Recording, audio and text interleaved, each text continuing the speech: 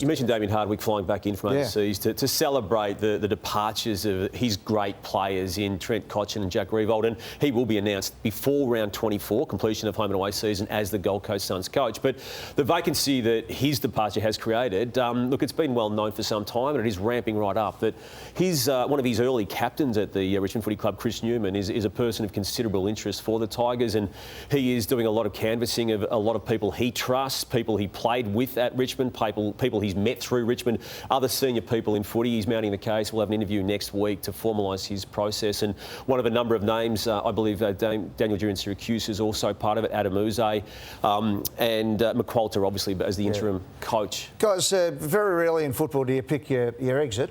One bloke has, and that is Damien Hardwick. We're just going to put a graphic up and have a look at Richmond versus the Gold Coast and what is still to come.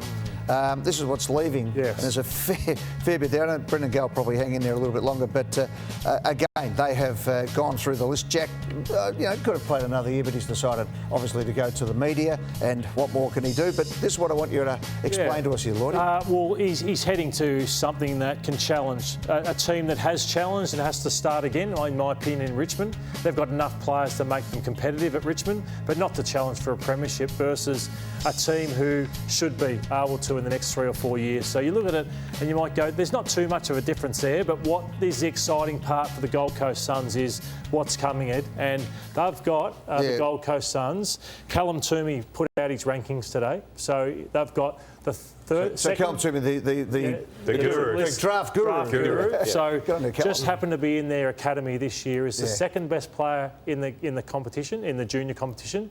Jed Walter. So he's the best key for the next Josh Kennedy type. So he's there for them. The best ruckman in the comp, who's ranked 9th.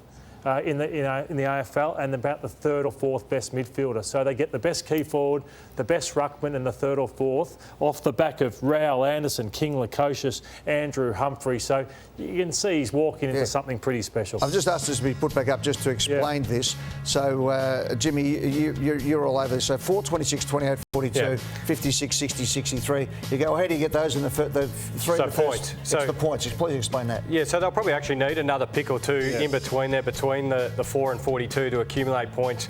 Number one pick is worth 3,000, but these players being first round, you're going to need about 4,500 points. They all get eaten up, and then whatever's left over gives you another draft pick. So there might be a player or two going out of the Suns, which helps them get the points for these. And go into next year. Go next year's deficit as well. These guys are so good. All right, fair enough.